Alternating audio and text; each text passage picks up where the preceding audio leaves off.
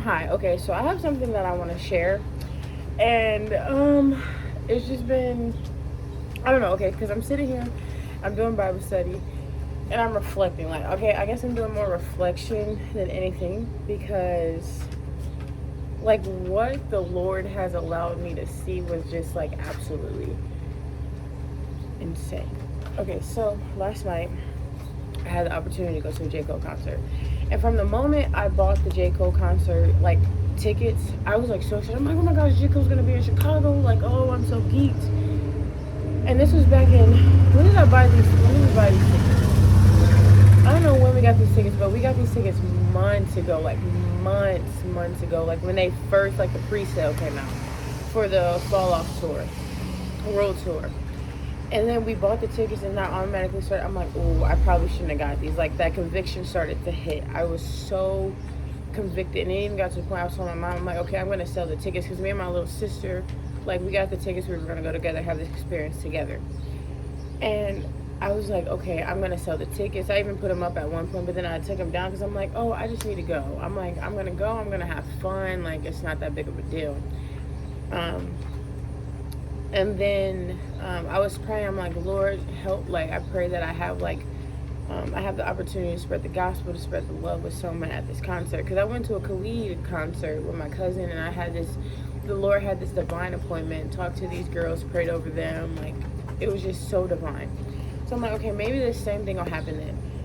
So the time, and I'm like, should I sell these tickets? Should I not? I'm like, I'm just gonna go because, like, it's not just about me. Like, I want to go and I want to experience this with my sister, and I want to be able to have these memories with my sister. So the concert come around yesterday, and like, I'm like excited, but I'm not showing. I'm like, oh yeah, like J. Cole's today. It don't even feel like it's today. So we're driving, we're heading out there. Mind y'all, like, I haven't listened to J. Cole since, like, so prior to him dropping his new album, I wasn't really listening to him. I would probably listen to, like, Love Yours Every Blue Moon. But, like, I love J. Cole. But I also was like, oh my goodness, he's so fine. Like, I love him, I love him, I love him. And I was like, that's my man, my man, my man. I was just like, okay, yeah, that's just how I was. So then he dropped the Fall Off. I listened to that maybe like 3-4 times through. And then after that, I wasn't listening to secular music. I was just listening to my worship, building my Christian playlist, all that stuff. So then, like, it's like 2 days before, and I'm like, oh yeah, like, this is the song that he's gonna be playing. I started playing his music, and I'm like, okay, I'm not even vibing the same to the music. So we listened to the music on the way there, and I start, like, getting anxious, and I start getting worried. My stomach started turning, and I started having all these thoughts. I'm like, oh my goodness, am I gonna, like, is something gonna happen? Is there gonna be, like, I'm like, all these things are going through my head, and I'm starting to worry. And I'm just like, oh my goodness, should we just turn around? Do we go back home? Like, what do we do? What do we do? What do we do? And so I'm like praying, and I'm like, okay, I need to change the vibe of the music. So I put on some worship music. And I'm like, okay, this is what I need. And I'm like trying to calm myself. But it's like these thoughts had been going and been going and been going. And I'm like, okay, how do I get these to slow down? Because it's like, it was in a spinner, a washer. And it was on a spin cycle. And those thoughts just like kept going, right?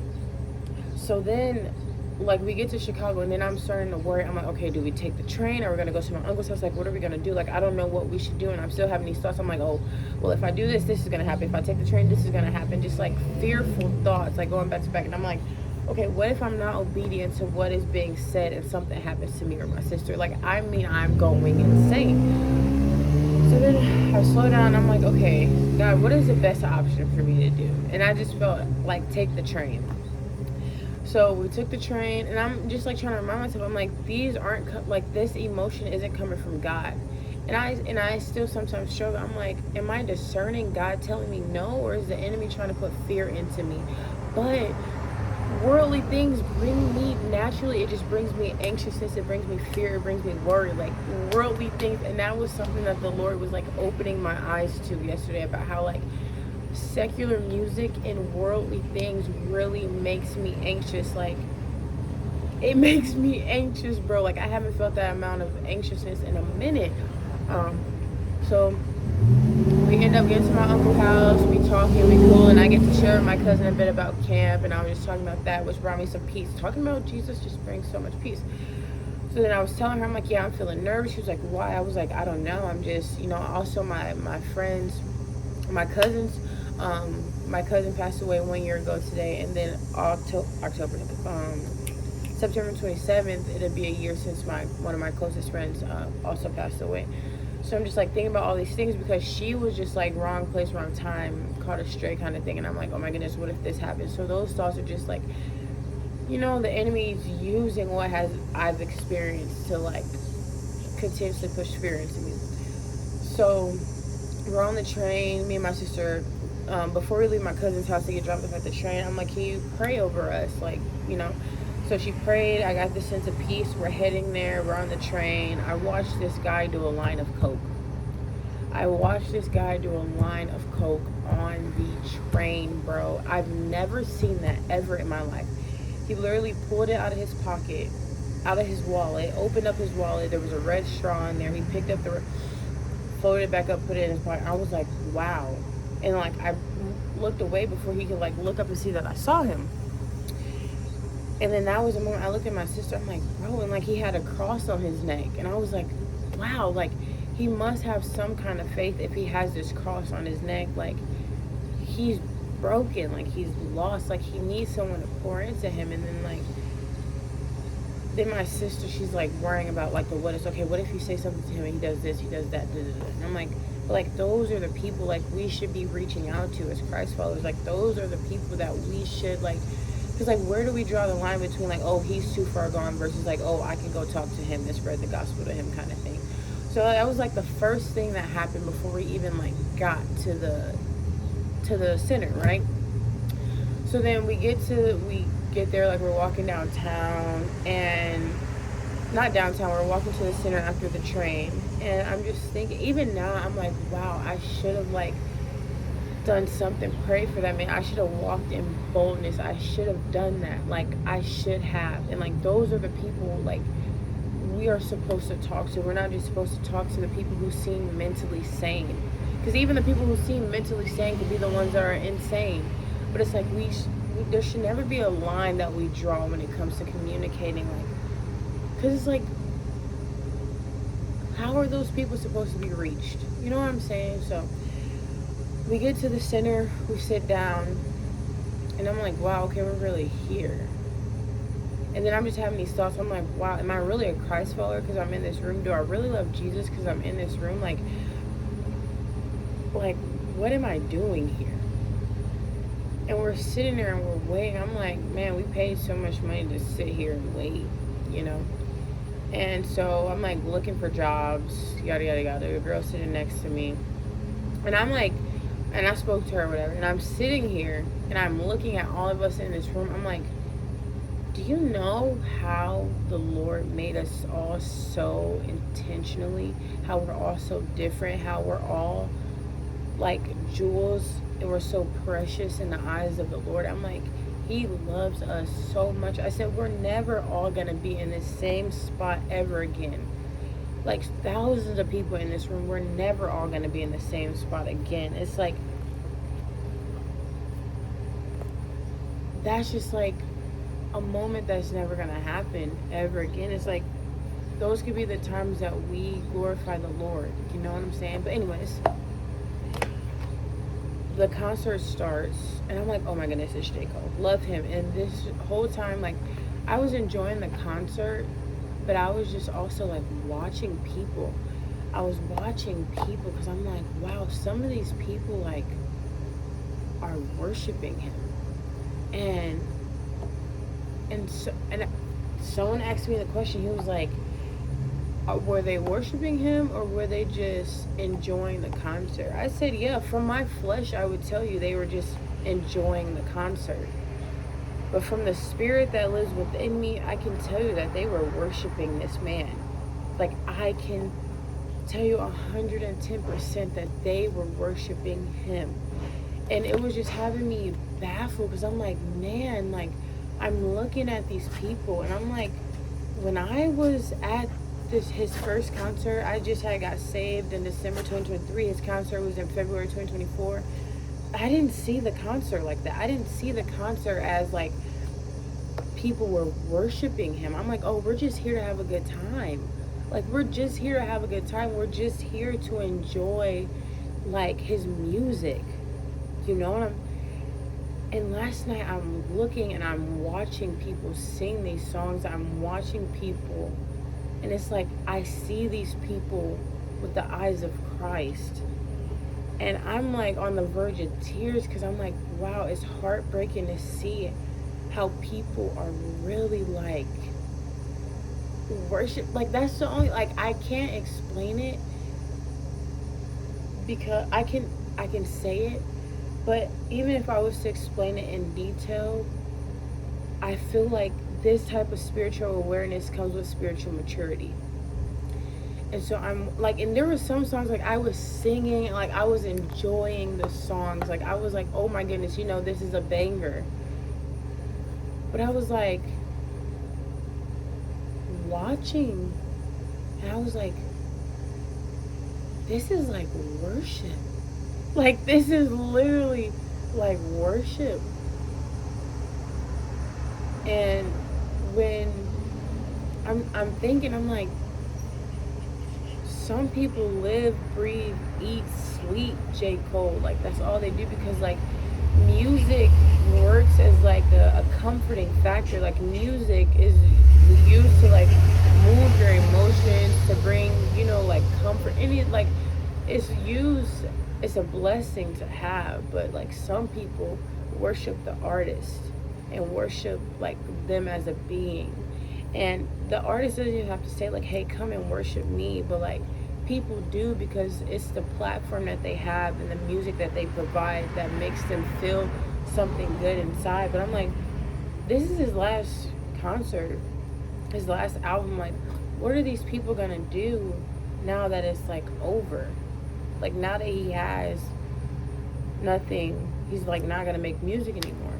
And it was making me think about, because I'm going through Hebrews, it was making me think about, and I can't find the exact scripture, which is like annoying, but it talks about how like the high priest, his job will end because of death, but because Jesus beat death, he is a high priest forever.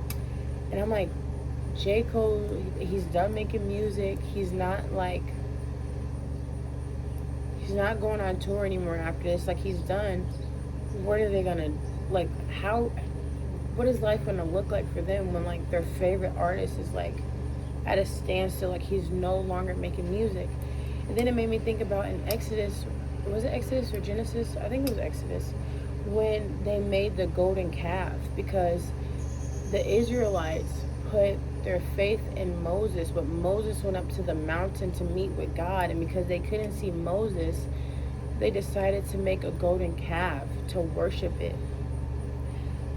And the mistake was like they stopped putting their faith in God, but started putting their faith in Moses, because he was a man.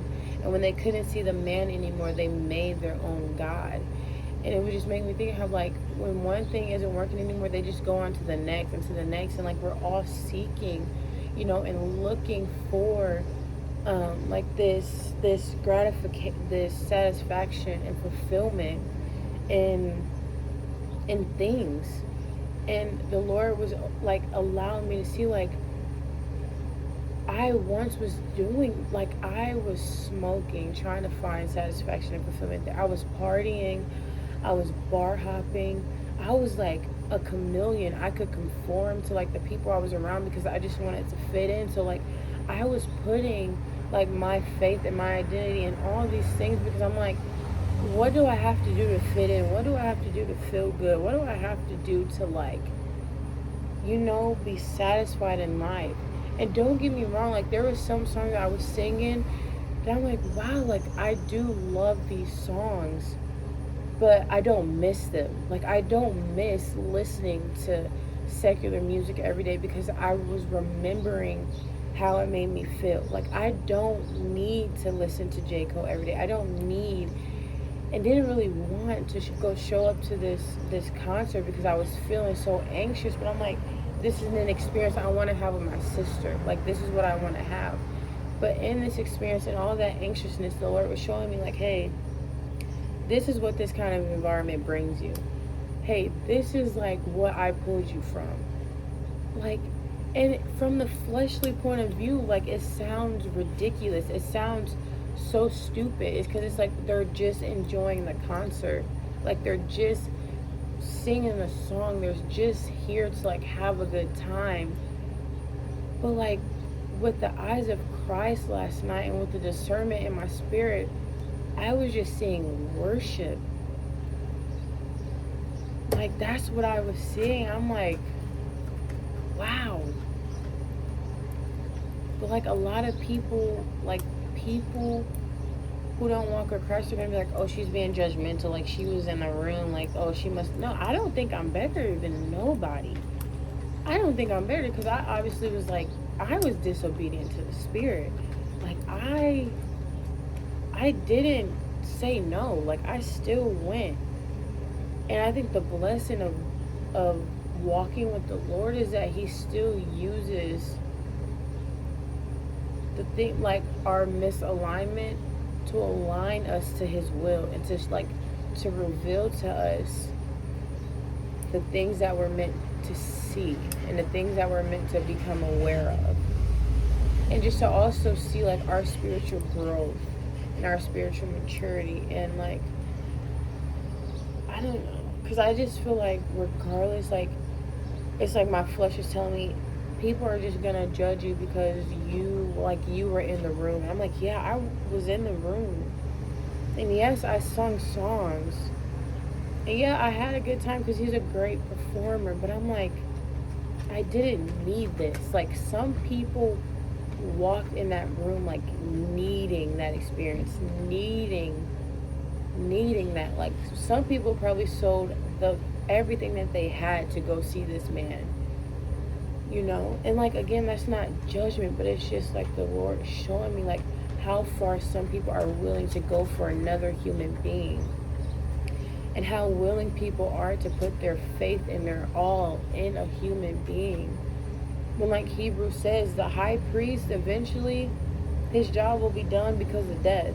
But because Jesus beat death, He is our high priest forever and ever and ever, and he's eternal.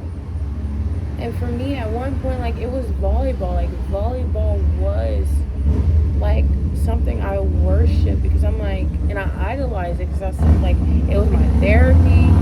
It was like, if volleyball wasn't going good, my whole day was off. If I wasn't, like, walking and breathing volleyball and I wasn't meeting my standards, my criteria of, like, how I should look that day, my day was terrible, bro. And it was just making me have all these thoughts. I'm like, what are some people's lives gonna look like when there's no more J. Cole albums, when there's no more anything, man? It's like they're just gonna try to find the next best thing. And again, I'm not saying, like, J. Cole is demonic, because I think he is a very humble man. And I feel like that man is going to come to Christ. I feel like he acknowledges God enough. And I feel like, I don't know, I'd be praying for him to come to Christ because he has such a great platform. And I don't think in any way he asks to be worshipped or idolized, but it happens because of the platform he does have. It's like the platform gives these people the opportunity to worship and to just, like, I don't know. It makes sense to me, but, like, it's not gonna make sense to a lot of people. But yeah, that was just, like, on my heart. And I just think it's so, it's like so, because, like, 2 years ago, yes, I was so fresh in my faith. It's crazy to see how it's just different. It's just different.